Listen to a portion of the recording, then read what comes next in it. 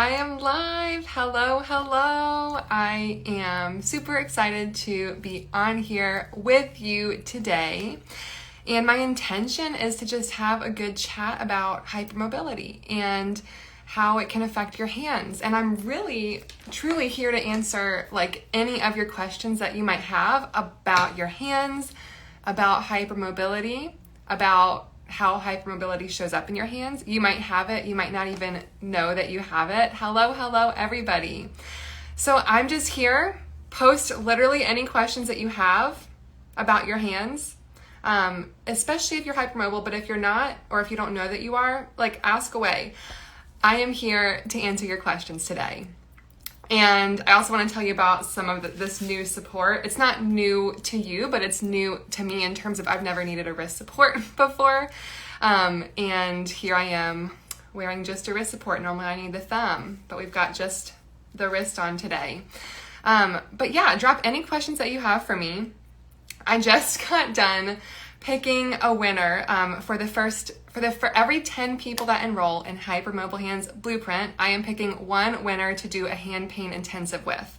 And I just picked my winner, and y'all, I thought that there would be I'm sure there's fancy tech to like help me randomly pick out like a number, but like a number from the person that when you get a sale, you get like that sale gets assigned a number. And so I was like, okay, I just want like a way to like randomly pick this online, and I just couldn't find an easy way. So I just did like an old school style, anyway, I picked one from this bucket, and I'm really excited to go deeper with the person who just got an email from my team. So be on the lookout for that. If you enrolled in Hypermobile Hands Blueprint and you're one of the first 10 to enroll, check out your emails, because I just picked out a super high-tech way of your number. Okay, so I am getting some questions here, and I'm just going to dive right in. Does hypermobility suddenly show itself after injury? That's a really interesting question. So I would say it's always probably been there, but you might become more aware of it after you have an injury. People that are hypermobile are more prone to injuries, especially in our hands, because we have so many joints in our hands. We've got over, I want to say 54 joints in one hand. And so that's a lot. That's a lot of joints to be in one hand. And our joints are made up of connective tissue.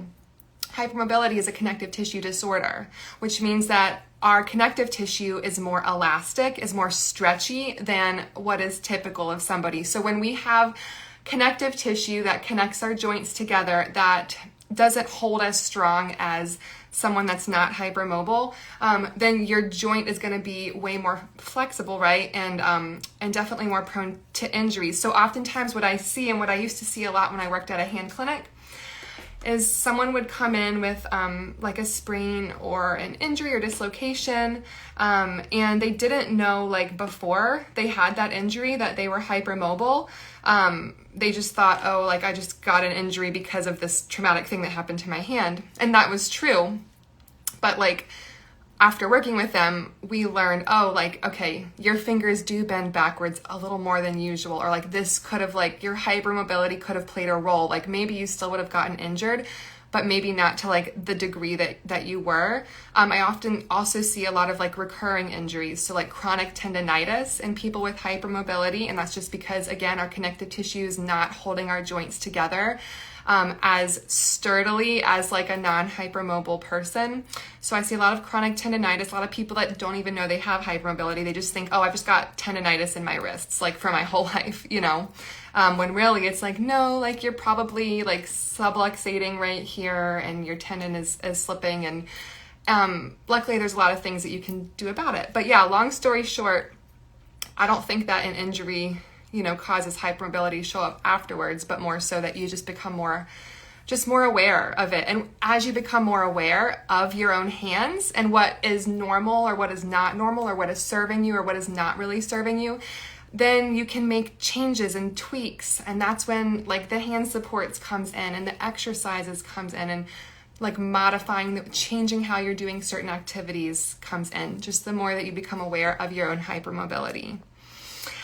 Hi, Deb. I see you just dropped a question. Hi, Corinne. I messed up the partial cast bandage on my right hand from the CMC surgery. It's saturated. Waiting for a doctor on call to call me back. Deb, I'm so sorry. That sucks. Oh my gosh.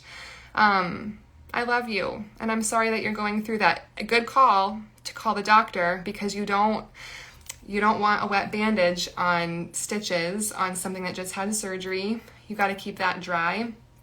If it is wet, and if you hadn't contacted the doctor and you just said, oh, it'll just dry out on its own, that's when like infection could happen. So try not to freak out, because I think you're good because you did contact the doctor, but I'm really glad that you did. And I'm sorry that you're going through that. Let's see. Hello, everybody who's joined. I am taking any questions that you have about your hands, about hypermobility. You don't have to have hypermobility to ask me a question. You can just say hello if you want. But my focus mainly today is on hypermobility. I think a lot of people have hypermobility and they don't even realize it. Hi, Nikki. Okay, I have a question. How often do you see TFCC? So when I worked as a hand therapist in a traditional outpatient clinic, I would see it some. We saw a lot more just like severe injuries. I worked at a level 1 trauma hospital, so I would see a lot of like people that had been shot in the hand, or I saw somebody that like literally punched a deer antler. Like, I don't know how these things happen, but then he had like lacerations on the back of his hand and tendon injuries. But yeah, I did see TFCC some. TFCC tears tend to be more common in people that are hypermobile. And if you don't know what TFCC is, that's a weird abbreviation. It is a triangulofibrocartilage something. But it's basically a ligament in your wrist bones. So our wrists have 8 carpal bones. We have a row up here, and they're tiny little carpal bones. 1, 2, 3, 4. 1, 2, 3, 4. So we've got 2 rows of carpal bones. There are ligaments, which are made out of connective tissue, which if you have hypermobility, we have connective tissue issues. So the ligaments are connective tissue, and they connect those bones together. A ligament is just any piece of connective tissue in your body that connects 2 bones together. The TFCC in particular is a ligament that connects 2 of our carpal bones together that is most prone to tears. And you can have a partial tear, meaning that like if this is basically the connective tissue ligament, maybe it's only partially torn, like maybe only part of it's gone, or you can have like a complete tear where it's like all the way torn.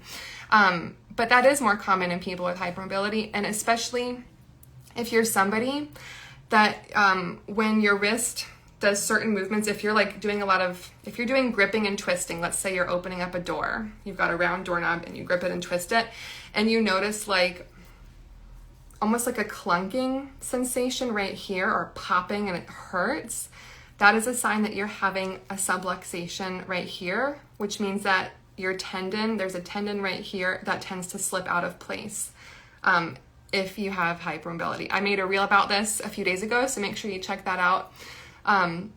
Just explaining like the anatomy behind that. But if you have that subluxation, especially if you have it chronically, like if it happens a lot, then you are more prone to like a TFCC tear in your wrist. Good chats, guys. Deb, yeah, my daughter told me I had to call the doctor. She's not happy with me. She says I'm overdoing it. It is so easy to overdo it, right? Like as humans, our culture, we glorify overdoing things, and I feel like oftentimes people we don't take care of ourselves in the way that we need to. And that's not to say anything like wrong or bad about you, Deb. I mean, I do that all the time. I have a history of like chronically overdoing things, and I know like your circumstances too. It's like really tough. Like things have to get done for sure. But I'm glad that you called the doctor. Try to elevate that hand. I know you have probably been propping it up with pillows, but just make sure you keep it elevated and as dry as possible. All right, I see Nikki has a question. Hi, Nikki. If these bones if they move easily, is that also hypermobility? Are you talking about like the bones in your wrist, Nikki? Oftentimes, if our bones are moving out of place, more easily, then yeah, that would probably be from hypermobility, because ligaments connect our bones together, right? And when our ligaments are more stretchy, they're more elastic, then our bones are able to wiggle around a lot more. Like let's say, I wish I had a rubber band near me. Yes, I do.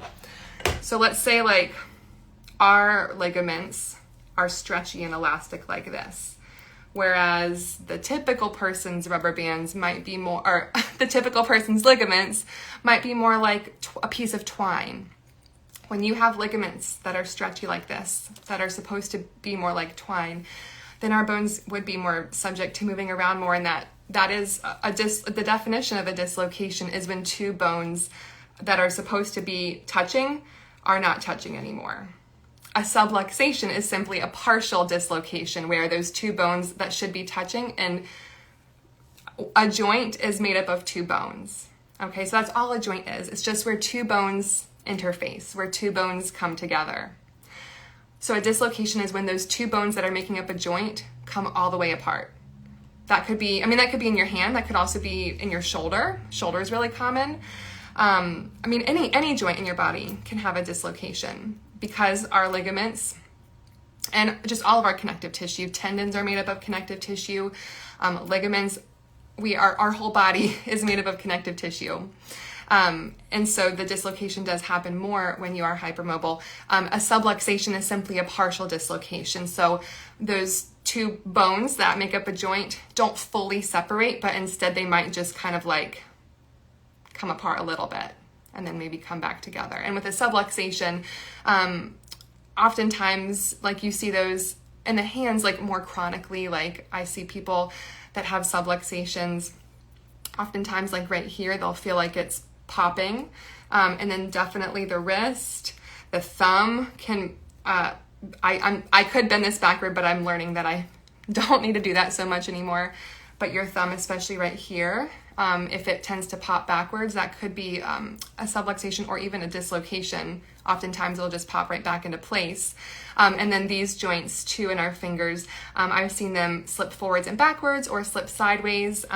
Again, oftentimes subluxations, and those can often be managed at home. But it's also definitely worth bringing up to your healthcare provider, especially if you're not sure, like if it's a dislocation, if it's a subluxation, if it has come apart and then gone back into place, or if it's like still out of place, then you would definitely need to talk to your doctor.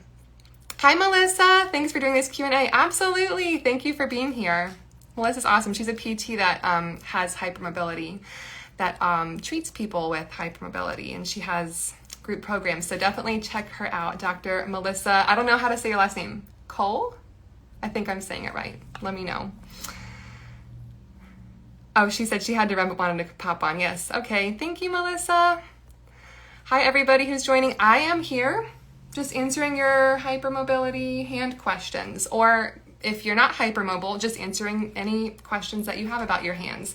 I do want to say that I really believe that hypermobility is like the most underdiagnosed disorder like of our time.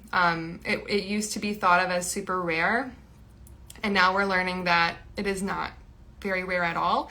I wanted to pull a quote from the Ehlers-Danlos Society. They say they suspect it's even more common than the current updated numbers. So they recently did like update them and say, hey, like we were wrong. It's not as rare as we once thought it was. But the Ehlers-Danlos Society is saying no, like it's actually like not even that rare. It's actually way more common than that. And the Ehlers-Danlos Society states that EDS, which is Ehlers-Danlos syndrome, and HSD, which is hypermobility spectrum disorder. So those are just two disorders that can lead to joint hypermobility. But the Ehlers-Danlos Society thinks that those two disorders are two of the most misunderstood conditions of our time. And I would definitely have to agree with that. I have been, working as a hand OT for 7 years now. And it took me a really long time to realize that I too have hypermobility. Like I remember one of the first patients that I treated that had Ehlers-Danlos syndrome. they had hypermobility in their hands. So, I was working with them on like ring splints and ovalate stuff. But I remember when, I was first meeting them and they were kind of showing me like how their hands were. I was like, oh, you mean like, oh, like this? And then they were like, yeah, like, and I was just like, in my mind, I'm like, isn't this normal? But then of course, like as I'm, treating them and seeing how much it's affecting them and how much pain they were in from it, I was like, oh, maybe I'm not the normal one, and it's taken a long time to like come to terms with my own hypermobility. I don't know if anyone else can relate, but it's taken a long time. And once you come to terms with it, then you can get the help that you need. I got diagnosed easily, but they told me it's not a big deal, but it is. Yes, I know. Unfortunately, a lot of healthcare providers, even here in the US, Nikki, I know you're not in the US, but even here in the US, a lot of healthcare providers don't understand it. They are not trained about it like in school. And I've seen comments like on social media, like doctors are like, oh, it's just like the TikTok disease. And it's like, no, like we're raising so much more awareness about it here. But it doesn't mean that it's not real. It doesn't mean that it's in our heads. Like it can be very debilitating. Do you have Ehlers Danlos? Hi.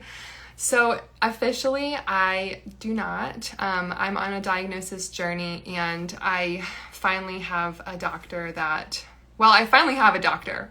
It took me years to get in with a PCP because my last one, she was not very good, y'all. And I was at the point in my life where just didn't really matter to me. Like I'm a busy mom and I had all these excuses as to why I didn't need to prioritize my health. And so I had gotten in with somebody. I had mentioned, oh, I think I have like hypermobility. And then she would like kind of wrote me off. And that was like 2 years ago. And then I was supposed to have a follow-up visit, like, an annual visit last October with her. And they called me in October and they were like, hey, she needs to push it back to January. So I was like, okay, whatever. And then January comes, hey, she needs to push it back to April. I'm like, okay. And then when April comes around, they're like, hey, she needs to push back to June. And I'm like, I'm actually starting to have like symptomatic hypermobility here. Like I want blood work. I want my questions answered. So I fired my PCP and got in with a new one. And I just got some lab work done. I just saw my new one a week ago. She's amazing. One of the first things that I did when I got there was I told her that I'm a hand therapist and that, and then before I even said anything else, she's like, oh, do you have experience with like the hypermobile population? I see a lot of them. And I was like, I'm in the right place. Like, and then I told her, oh my gosh, like, I'm so glad that like you're familiar with this. And she had, the HEDS, yes, she had this printed off on her desk and we started going through it and realizing that like, yes, I probably very well do have hypermobile Ehlers-Danlos syndrome, but we haven't, she wanted some blood work done and to go through this more extensively on Wednesday. I'm going to see her again Wednesday.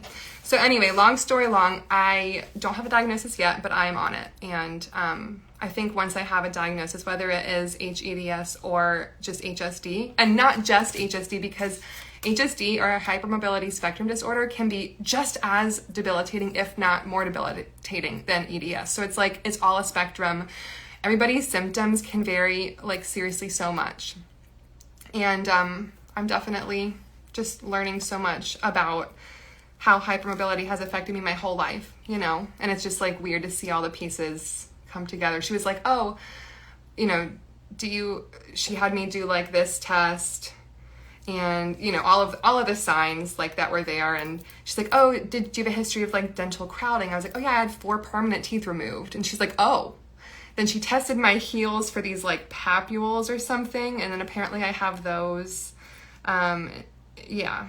So she also tested my arm to height span and that was appropriate for it. So it was like very obvious and it's weird to go down the diagnosis journey.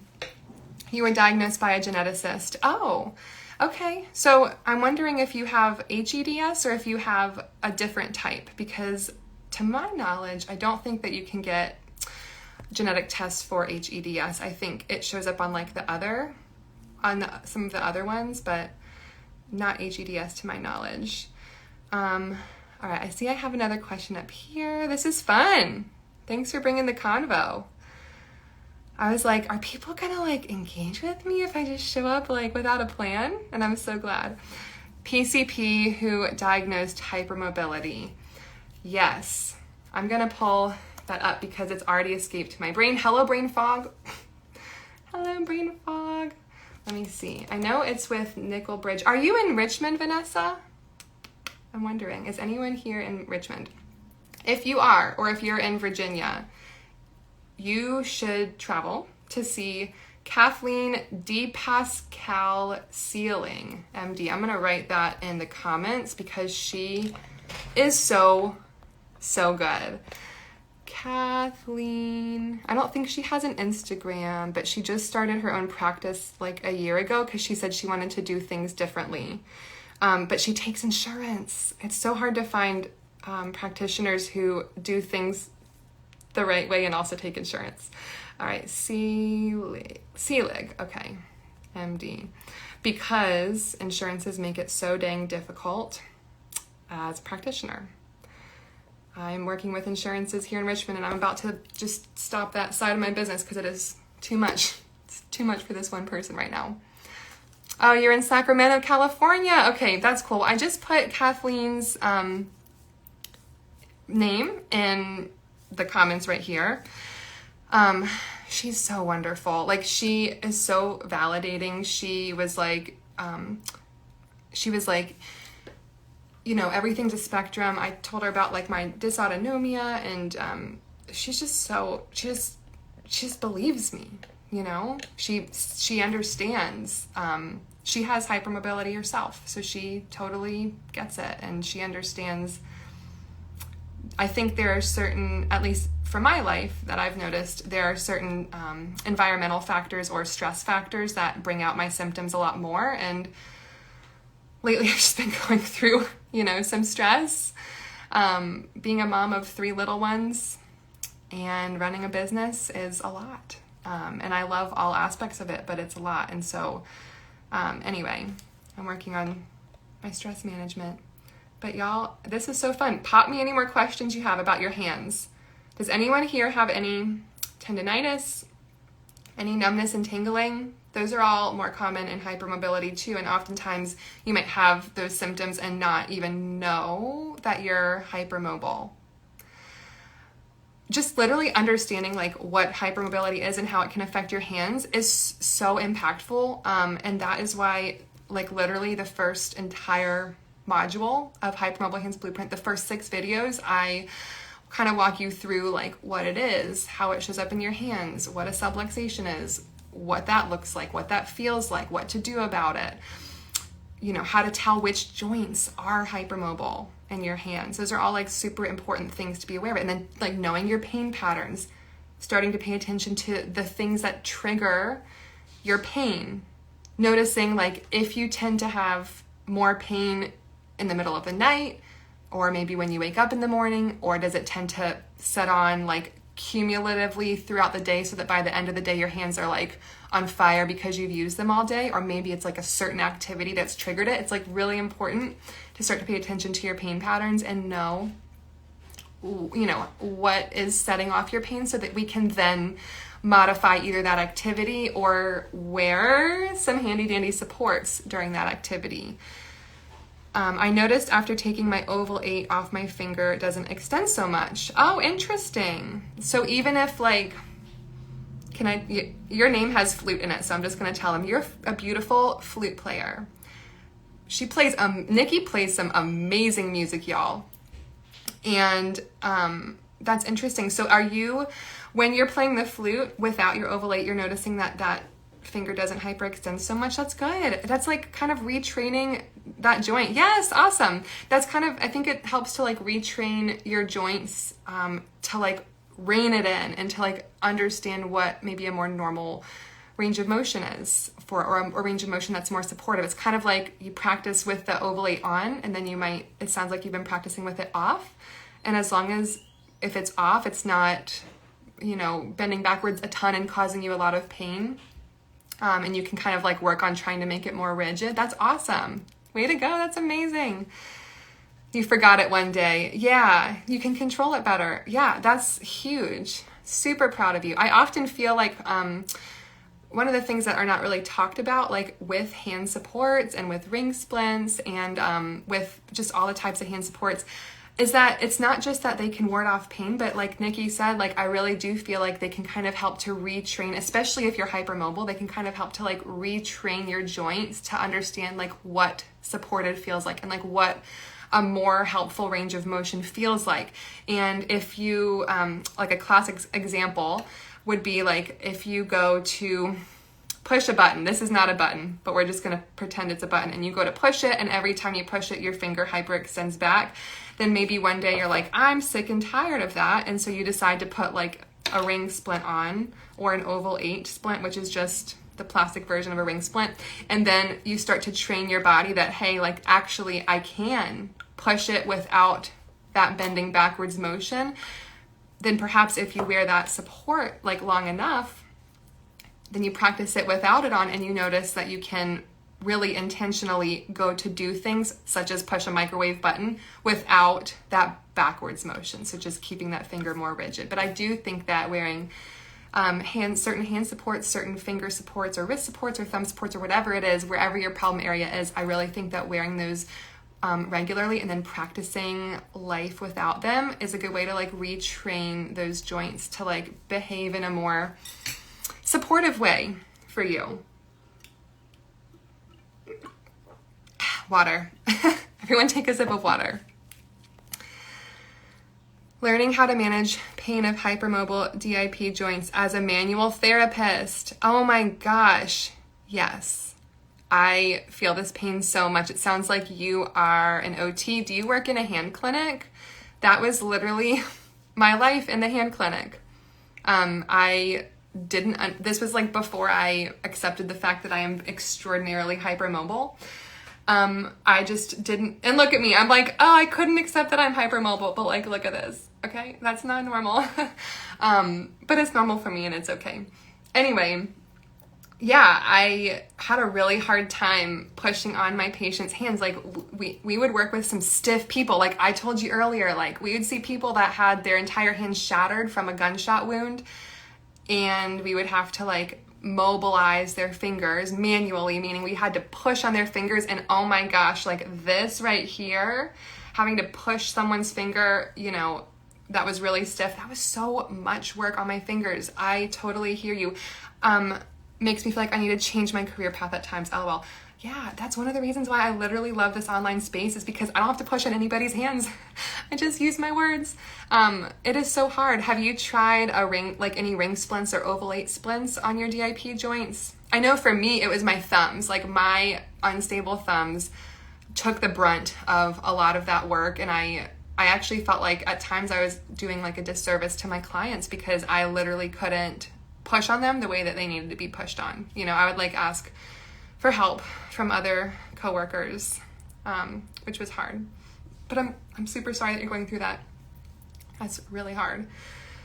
Yeah, like 40 hours a week of like using your hands to like will somebody else's hands into a fist is so hard. Yeah, oval 8s. Yeah, do they help?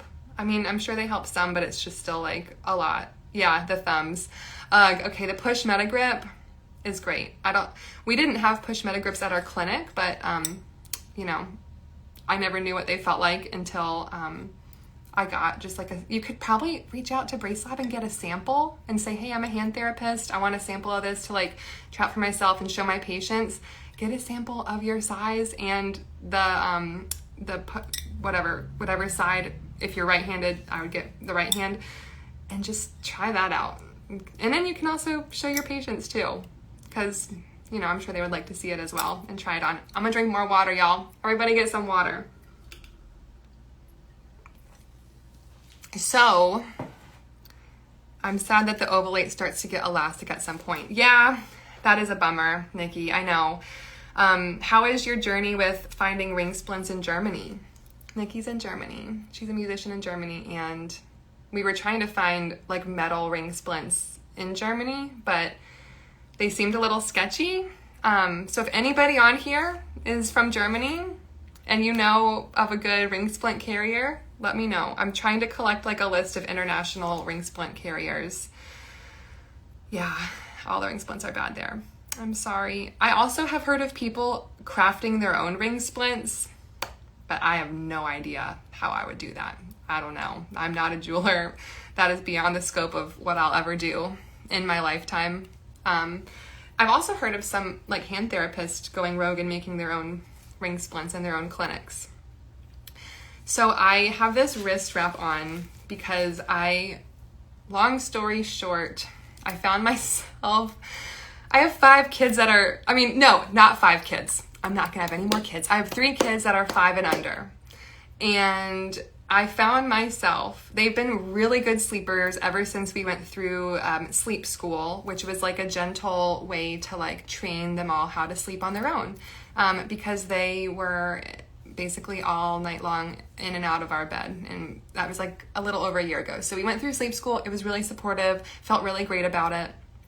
And so I've been sleeping really well in my bed ever since then, but the past week, just whenever somebody gets sick, it's just always hard. And so sometimes if somebody is needing more support in the middle of the night, I'll find myself sleeping in the hallway we have a Nugget. Have you guys heard of a Nugget before? The Nugget Comfort, I think, is their Instagram handle, but it's basically this big foam like play mat for kids but it looks like furniture. So it looks like a modern sofa or something.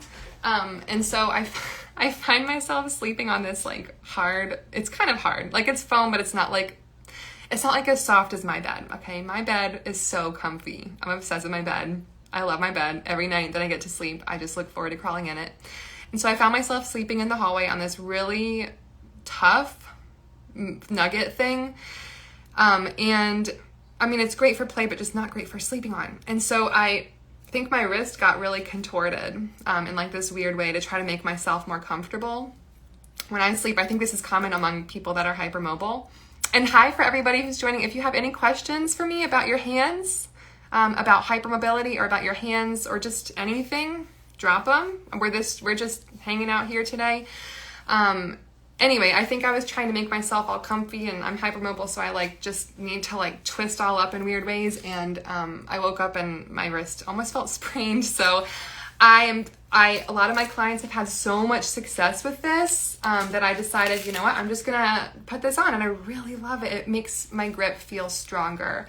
And I think tonight I'm gonna sleep in a wrist brace, which I wanna show you in a minute, but I'm gonna show you this first. This is from a 2-pack on Amazon for literally, I wanna say it's $6.99. You can get 2 of these. And so it just goes on your wrist like so. And when you put it on, you wanna find, if you bend your wrist back, you wanna find where your wrist crease is, where that line is, and try to line it up midway with this wrist support. So you strap it on like that, but then the magic comes in with this elastic piece. So you can pull this strap as tight or keep it as loose as you want to, and also play around with where you position it on your wrist. It ending on the back of my hand feels good for me right now, so we're gonna do that. But then it just feels so good and supportive. It squeezes. You know how we talked about earlier, we have 8 carpal bones, and as hypermobile people, our ligaments are not keeping our carpal bones as together. Well, this kind of provides that extra squeeze, that extra support that our ligaments are not doing for us right now. And it's also helpful to practice some wrist stability exercises and practice really building strength around your wrist. Stronger muscles can act as natural joint supports. But I wanted to show you what I'm gonna wear tonight to keep my wrists in a better position. Phil asked, hi Phil, what bed do you use? I don't really know. It's like a king bed that we got from some mattress store. I don't know, but the topper on it is what makes it so nice. It's like a memory foam topper. It's really good. So a wrist brace at night can be so helpful. I have often been asked if you can sleep in a wrist brace too much, and the answer is no. Now, you can't sleep in a hand support too much. The only concern with being in a hand support too much is if it restricts your joint in a forward functional motion. So ring splints do not restrict me in a forward functional motion. Therefore, I'm not concerned about wearing these at all or over wearing them at all. It's just preventing that hyperextension and preventing finger injuries, right? But the only concern would be, like, for example, if I were to wear this all day, every day, it is preventing my wrist from moving in a functional motion. And so because I'm using my hands all day, every day, right? Like, it would weaken my joints and my muscles if I wore it during the day. But at nighttime, unless you exercise your hands in your sleep, or unless you're like the most avid sleepwalker that most of your hand use happens at night, which I know it doesn't, then you cannot overwear your hand supports or your wrist supports at night. It's actually really helpful to keep your hand and your wrist in an optimal position because we often sleep all bent up. So it's really nice to have a support at nighttime. But I wanted to show you this one. This is from Grace and Able. This is called the Breathe Wrist Brace, I think. And my affiliate link will get you, or my code, I think it's just Corinne 10. I'm gonna have to double check on this. It will get you 10% off if you want it. And I'm gonna show you why I really like it in just a minute. Yes, okay, Corinne 10 at Grace and Able will get, if you just Google Grace and Able or go to graceandable.com, it will get you 10% off of their compression gloves, which are really, really soft and really nice, and they've got cute colors. But they also have this wrist brace, which I really love for a few reasons. It's got two different ways to it reinforce that it's on. So it has a zipper, which you saw me zip, and then it also has these elastic straps. So you can pull the elastic straps as tight or loose as you want it to make it more or less restrictive. But what's nice about that is that it just makes it super easy to put on. Like the zipper, it's when you put it on, it's like loose. So you can, I could honestly probably just easily slide my hand directly in it without even unzipping it. And then the really secure part of it comes here. It's also just really soft and it feels breathable. I told Sarah, the owner of Grace and Able, it was like the most comfortable wrist brace I've ever worn. I normally don't like metal bar braces. But this is really nice. And then it also has this really cute options for like sleeves to just make it not feel so medical. So now it just feels like, look at me. Like I'm gonna, I don't know, be like a hand model or something, right? Like yay for hand supports that don't feel so medical.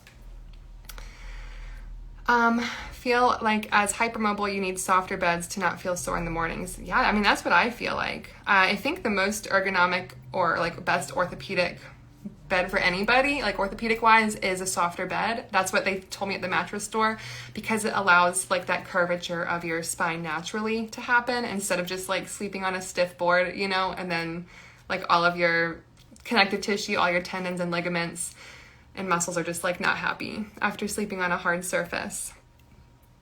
Oh, but Vanessa says that she feels like she needs a firmer bed to have more support. Yeah, I don't do well on the floor. Yeah, exactly. Me neither. Yes, hi everybody. I am answering any questions that you have about your hands, about hypermobility.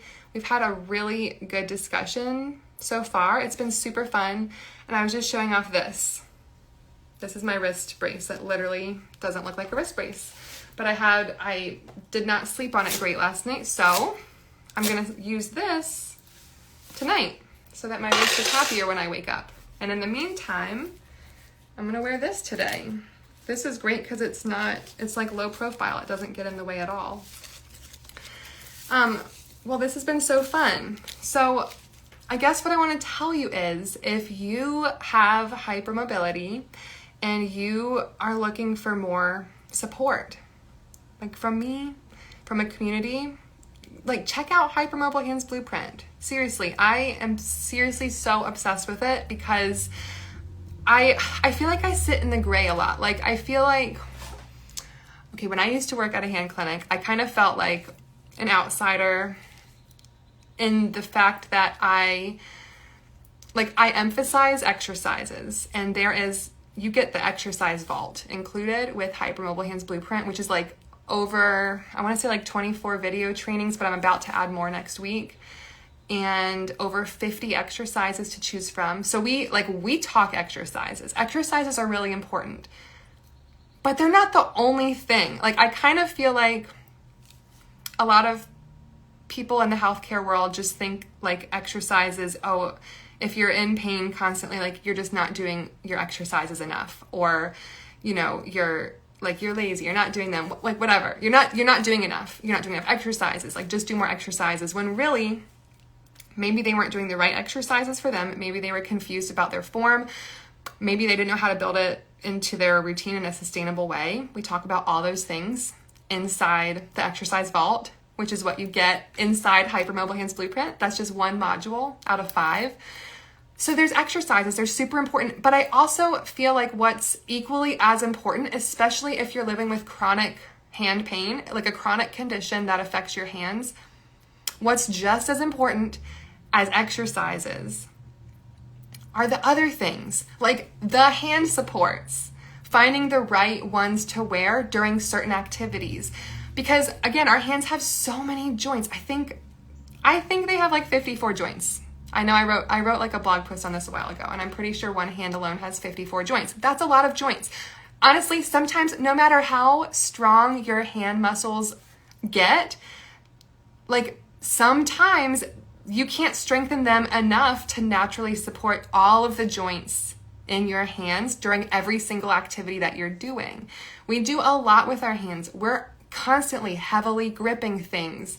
We're constantly like twisting, opening, turning, picking up heavy things, right? Like, if you like to do a hobby, that very much likely has to do with your hands. Like, maybe you're a golfer and you've got to grip the golf club and swing it. Maybe you're a crocheter and you've got to use your hands to like make whatever it is that you're making. But whatever it is, like, we have to use our hands all the time. And so sometimes, no matter how great your exercises are, and again, I love exercises. That's why I include them. I include 50 more of them, more than 50 of them inside Hypermobile Hands Blueprint. But sometimes exercises aren't enough.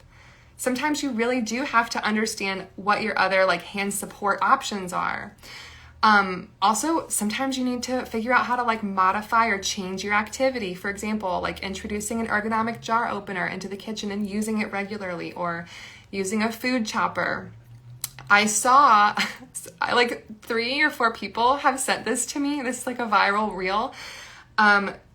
Somebody put their crochet hook in a tennis ball to make it more ergonomic. So they were crocheting while holding basically a tennis ball sized hook.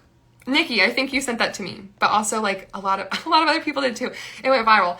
So changing the way that you are doing your activities is another huge one. And these are all like hand supports are like covered in an entire module inside Hypermobile Hands Blueprint. Activity hacks or gadgets, such as putting a tennis ball on a crochet hook or using a food chopper to chop your food. Those are all covered inside another module inside Hypermobile Hands Blueprint. Nikki said that the tennis ball worked great for her. Yay, that's awesome. So seriously, if you're hypermobile, and seriously reach out to me if you have any questions about the program, about if you feel like your hands are like hypermobile and or you have more questions about that. Like, I'm here. I'm always on Instagram in my DMs. You can also email me. If you get my emails, you can just reply to one of them. But just ask me any questions that you have. And if the payment plans like don't feel right for you, let me know and we could try to work something else out, like work out a more extended payment plan or something, because I really, really believe in this program and I am really excited that it's finally out in the world. I also want to let you know that if you enroll in Hypermobile Hands Blueprint before this Friday, that's June 23rd, you will get a raffle ticket to win a one-on-one 90-minute hand pain intensive with me. I am drawing one winner for every 10 people that have signed up. And everyone who just got on with me at the beginning saw how I did that. It's not high tech. I don't use any sort of software that generates a random thing. I just literally draw a name or a sales number from my bucket to choose a winner. So let me know if you have any questions.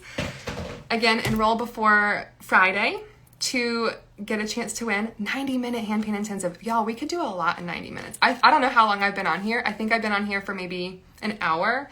But there, as you're probably learning, there are so many things that you can do for your hands and for yourself that are just not freaking talked about in the healthcare world. And I am here to show you all of the things that you can do for your hands that people just don't know about. Like, people are told by their doctors and oftentimes by their therapists, you're just going to live in pain. Like, you've just got to deal with it. I've been emailing someone that was on my wait list about if Hypermobile Hands Blueprint would be a right fit for her. And she joined because she had a hand therapy session lined up like earlier, like right before it was opening to her, like the blueprint was opening up to her. So she was like, I'm just going to try out hand therapy and then just kind of like see if I feel like my needs would be met there. And I'm like, totally cool. Like, I totally get it. Absolutely. She said she went and that basically she was told that she just needed to put heat on her hands and wear a comfort cool brace. And these things are helpful, but there's like 50 more hand support options that I could give her. You know, there's like at least 15 more pain relief tools that I could show her. And she was just told to put heat on her hands and wear a comfort cool brace. That's it. And don't come back because this is just something that you're going to have to live with. And it's like, no, there's actually literally so many more options out there. So I'm really glad that she joined. Because I just feel like the healthcare system is not really built for people with chronic conditions in general, especially like with our hands. Like, we're often, people that I've treated or had in my programs with arthritis have said, oh yeah, the doctor just says like my bones are just going to get large and painful as I get older. And that's just, oh, you know, my doctor said, oh, well, that's just how my mom's hands are. And it's like, well, you don't have to accept that that is your only option. Like, there are so many options out there, and I'm here to show you all of them. Let's see. I see a few more comments. That's what my rheumatologist told me. I'm so sorry, and I'm really glad that you're here. I'm really glad that you are prioritizing yourself and that you know that there are way more options out there. Again, I think we've been on here for maybe an hour, and I feel like we've just barely scraped the surface of like what there is for you, like that you can do for your hands. So, thank you, Phil. I love that you're here. I'm really glad that I'm here, and I've literally learned so much like along the way about management of chronic hand pain. And so I just appreciate all of you. So thanks for being here. Love you guys a lot. I'm so happy that I found you, Nikki. And I'm going to save this to my feed. Instagram has been fickle lately. It took me like an hour to upload like one story yesterday. It's like very annoying. So if Instagram lets me, I'm going to save this to my feed because I try to do that for all my IG lives. And again, let me know if you have any questions about Hypermobile Hands Blueprint. I would love to have you inside. Just tap the link in my bio or check out my stories. I think I'll definitely put something on my stories today about that. All right, I hope you all have a lovely, lovely weekend. Bye.